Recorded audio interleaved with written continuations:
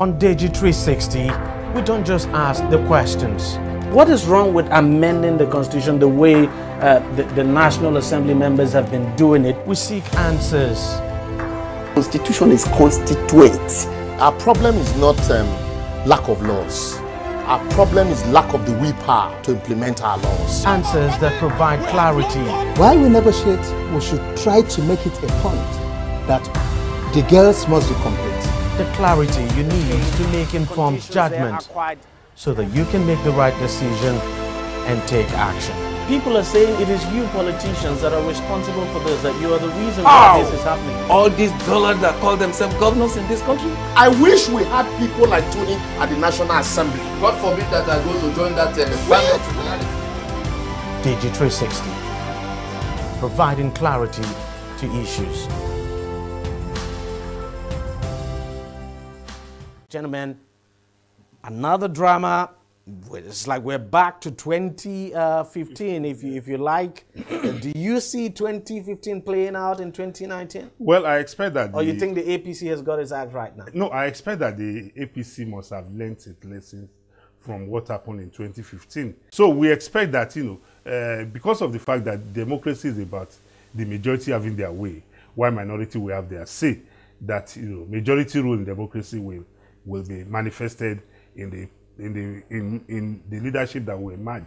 That the APC, knowing fully well the acrimony that endured during the last 4 years of President Muhammadu Buhari's administration between the executive and the legislature, which contributed in no small way to slowing down the development of the country.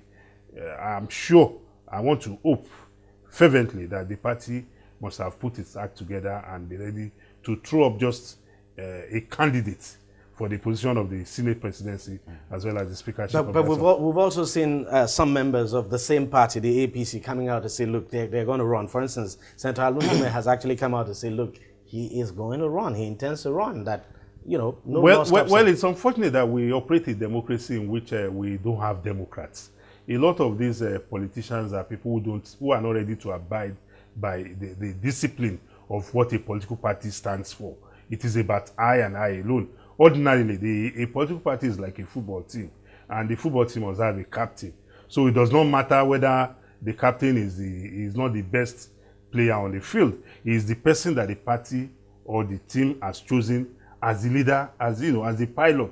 So it is expected that any disciplined, member of a team, any person who believes in team spirit, must, suppress his or her personal ambition. The party now, do you think the party would have its way so smooth sailing? I wish they will, but my fear is each time I think about this argument, what comes to my mind is from 1999, we have had PDP in total control of the House of Representatives and the Senate. Senate, yes. And 2015, when the APC won the election, we also expected the same thing. But can we really say that the total control of the two chambers of parliament by the ruling party has brought any benefit to the people of Nigeria? It's in doubt. Because even while PDP was in control of the two houses, they never got anything done. They kept quarreling with themselves every day. They kept fighting and fighting. That was why Saraki and co. the so-called new PDP had to decamp from PDP to come and join APC.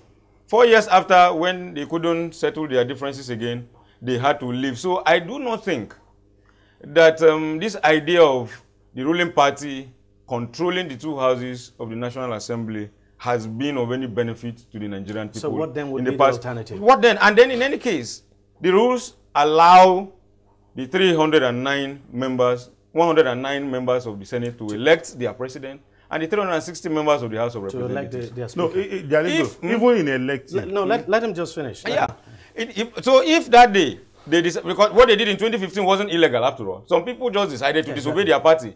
And disobeying your party is not disobeying the country, as far as you think it's not in the interest of the people. What we are talking about here is that in a democracy, which we all know, it is the majority that rules. The minority will have their say. What we are saying here is that the House has a standing rule.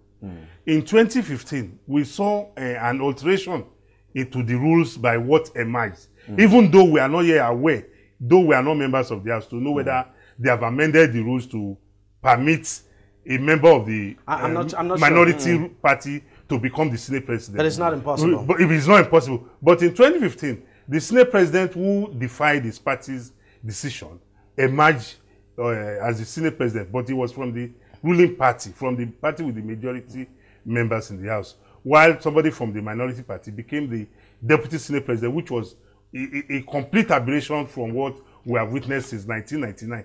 So what we are saying in essence here is that if the House has a rule, and that rule is in tandem with the democratic wishes and norms of the House, I think it is expected that such members of the House should abide by the rules. Also, party discipline is very, very key, to deepening our democracy.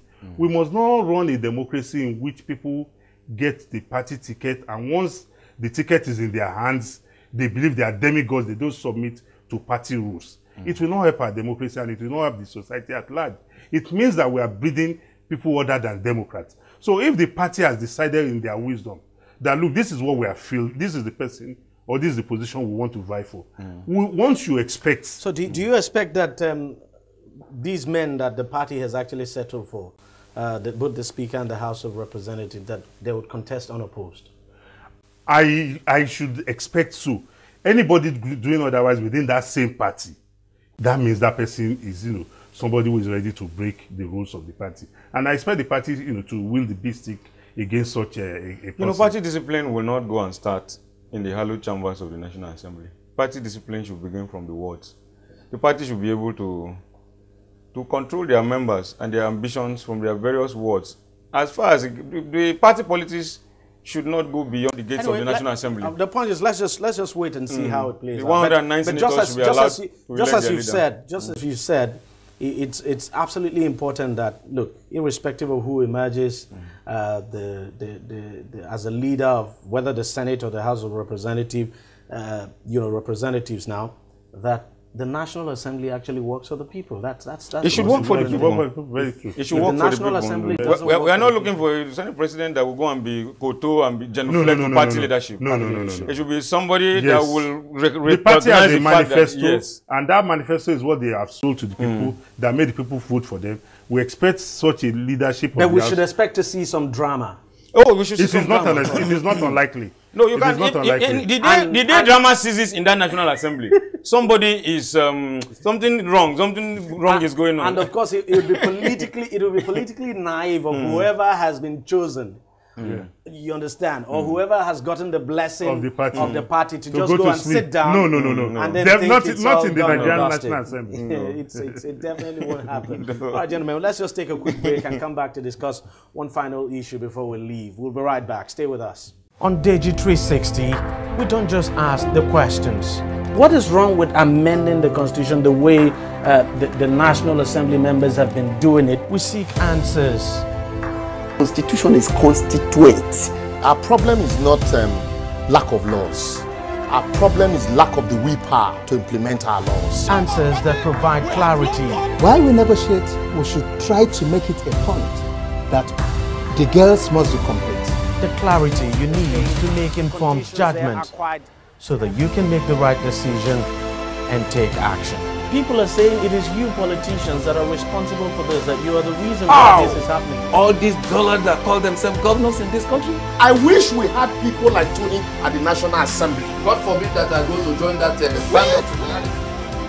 Deji 360, providing clarity to issues.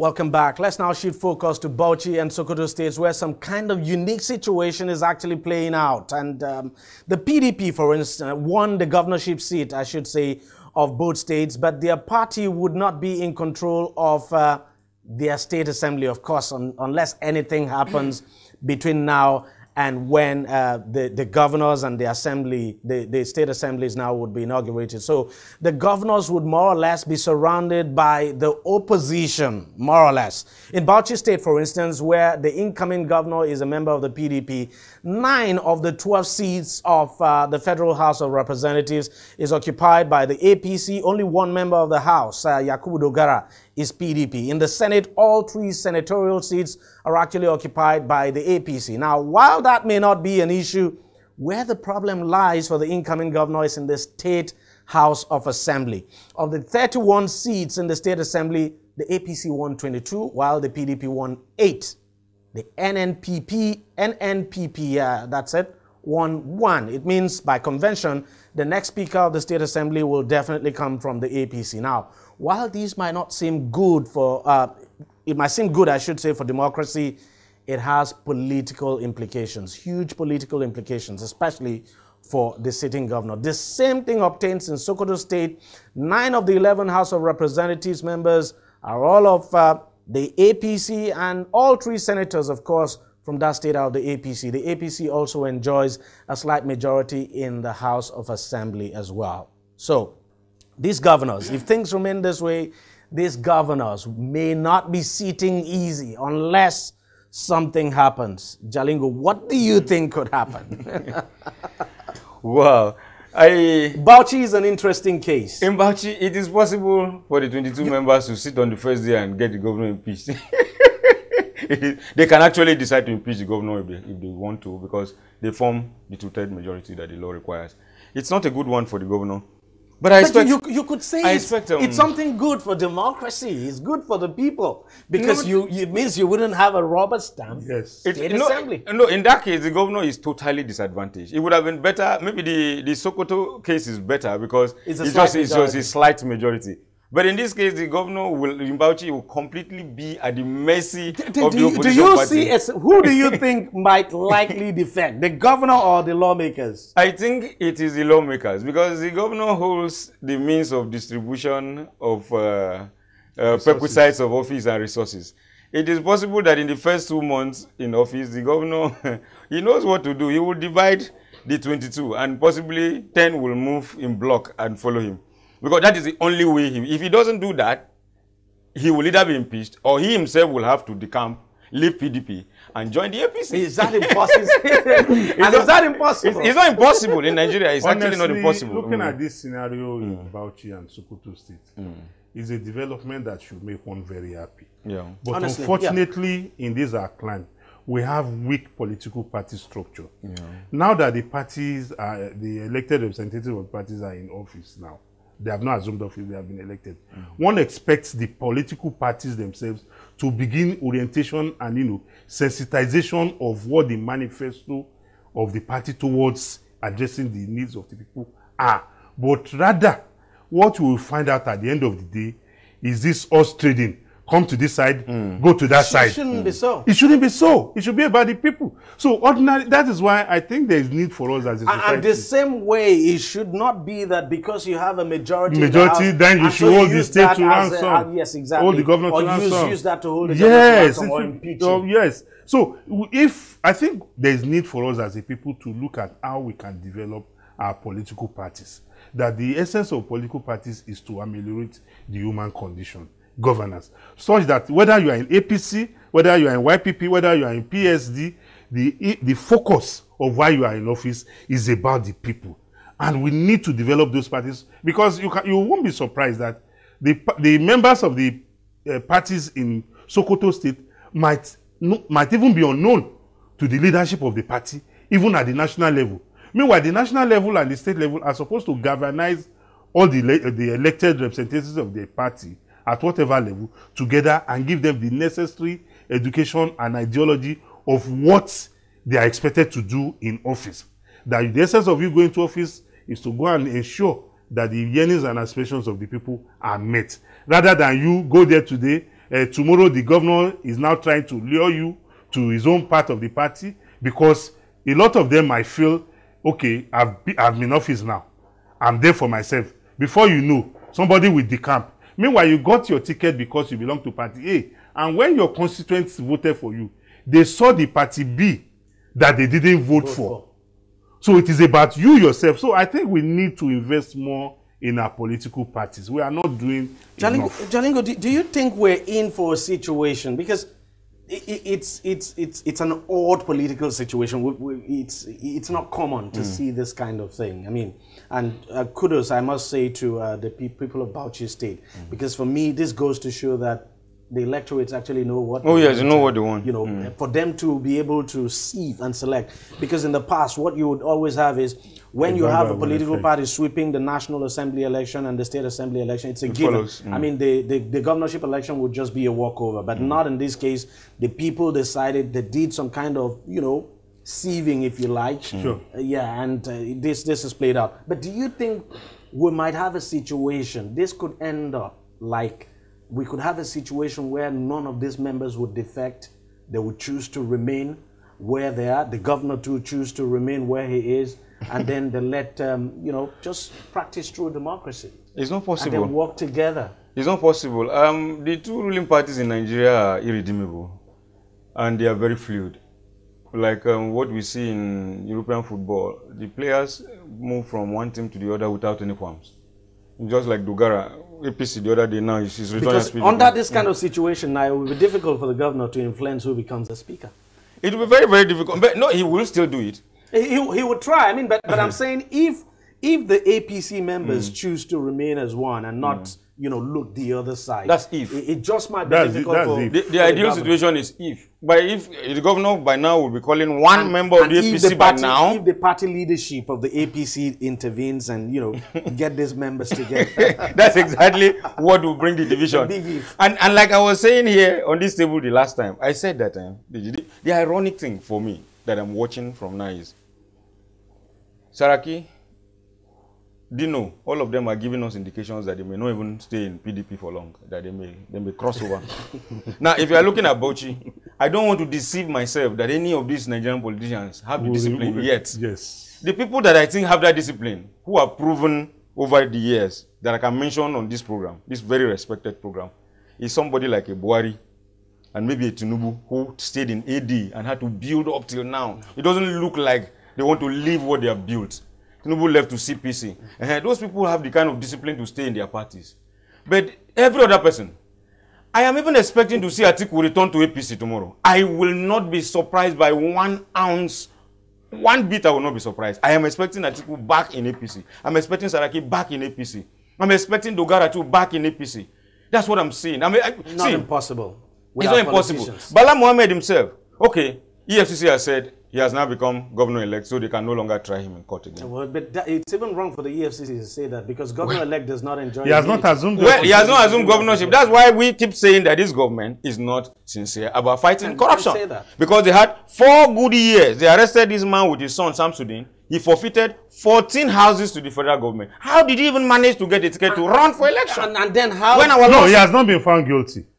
He's standing trial. He's standing trial. You know, the law is very clear, Jalingo. We operate by law. The judicial system is very, very slow. Okay. So he has, been able to benefit from the shortcomings of the judicial process. All right, no Ordinarily, problem. if somebody has forfeited 14 houses, by now you expect him to have gotten a conviction. But unfortunately, we live in a climate that some persons have been tried since 2007. Senator Ojiuzo Kalu has been in court. This is 2019. And the fact is that if he gets sworn in, all of them have now gathered in Abuja. They want to go and make laws for us who are not standing trial to obey. But the people that are carrying all kinds of baggages are the ones that are now. Anyway, if we stay with Bauchi, Deji, what I am seeing is that between now and December this year, PDP in Bauchi will perhaps have the majority in the House of Assembly. The governor will use bribe money and share it for them. In fact, by now, he will be looking for another renegade and promising that renegade that I will make you speaker. Your party wants Mr. A. Don't worry, me, I will support you for speaker, Mr. B. And give that one money very well. That one will use money to bribe his colleagues. And then the House will be divided. They don't have any discipline to go and protect the interests of the people who voted them in that place. The way and manner our politicians move, I will go back to what Nelson said. We need to go back and build political parties that will grow organically based on a certain doctrine. For now, we just have people that are moving from here, this shop to this shop, looking for tickets to contest election. If you look at Ifeanyi, he has not even been sworn in. He's already giving us indications that he wants to move to APC. In that same state where voters saw you and gave you 87,000 votes and gave 5,000 votes to Kingsley Moghalu, in the same Anambra State, who was running for president. They saw you and gave you 87,000 votes. They gave Kingsley Moghalu only 5,000 votes because they believed in you. Now he wants to join APC. That is the character of the Nigerian politician. And like I said, these two parties are irredeemable. We need to go back and build parties that will grow organically based on the doctrine. If we don't do that, doctrine and principle. Yeah, doctrine and principle. But do you think it's impossible too for the governor to defect to APC in Bauchi? It is not. You know, it's not possible. You know, the Nigerian politician is a very wonderful creature by the Almighty. He's in party A in the morning, in the afternoon he's in party B, in the evening he's in party C. The following morning is back to party A. So you cannot, with the Nigerian politician, 24 hours is a very long time in politics. Very long. It's quite interesting. We'll just wait and see what plays out in Bauchi and Sokoto. and Sokoto, but quite an interesting case. Well, gentlemen, thank you very much for coming on the program, and thank you for your wonderful contributions as always. Jalingo Agba and Nelson Kunjimi, thank you very much for your contributions as well. That's it on the program, but if you want to watch it again, it's just simple. Go to our website, tv360nigeria.com. You'll find this program and lots more there. You can also follow us on our various social media handles, and of course, continue to watch TV360. We thank you very much for watching, and I'll see you again next week. Bye-bye.